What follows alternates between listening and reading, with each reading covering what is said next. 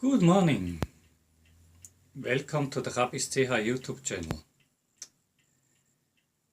I am contemplating a bit about why I do not expect myself to ever become a classical influencer. Whenever you do a business or at least a project, you have to do some strategic thinking. Or at least you should. It wouldn't hurt if you did. Anyway,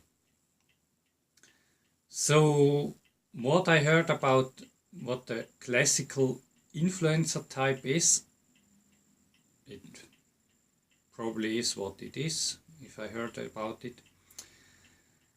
It was on a German TV, an influencer explaining what she does for her job. And it does not seem to be something I can actually do. Because the classical influencer type today is you are basically the speaker of the product and you get paid for saying what the company, the marketing department wants you to say and tells you to say and tells you to do. You pretty much get everything and you just have to present exactly what you have,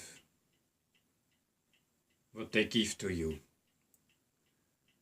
So yeah, basically the speaker in teleshopping, on the teleshopping channel, on the informal teleshopping channel of a couple of companies. So that's a job, it's okay. It's just that I don't feel like I'm able to do this. Because I guess I'm too creative for this job. And on the other hand, currently I don't have the time, of course. Because I do it in my spare time entirely for free. I'm not really in the mood, of course. Anyway, so I probably would have to sort of base my whole business on it, get an agent and then really just do exactly what, do some classical advertising actually. This is okay for people who can do it, who are good at it. But I'm not good at looking perfect, I'm not good at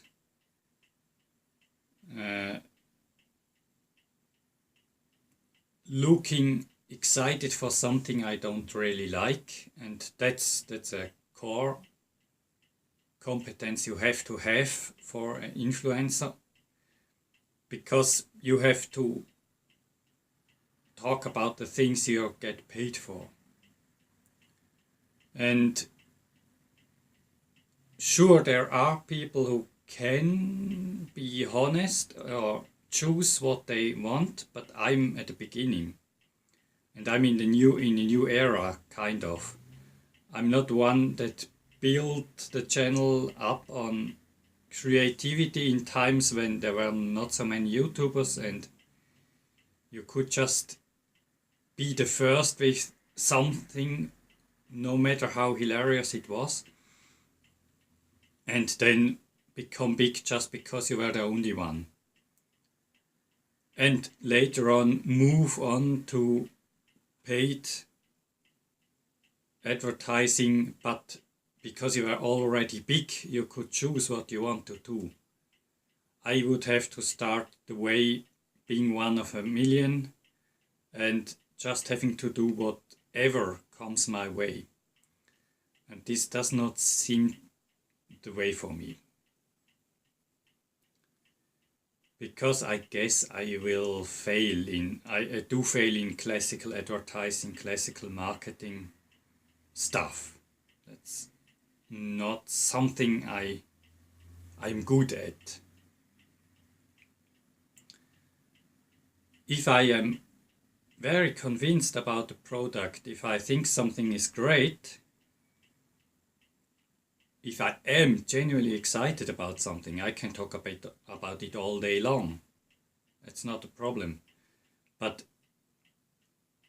it's so rare that something comes your way, you are really excited about, genuinely excited about it, and it gets paid so much that you can justify to invest a couple of hours of video editing and stuff into it, so you can't make a living from it, simply.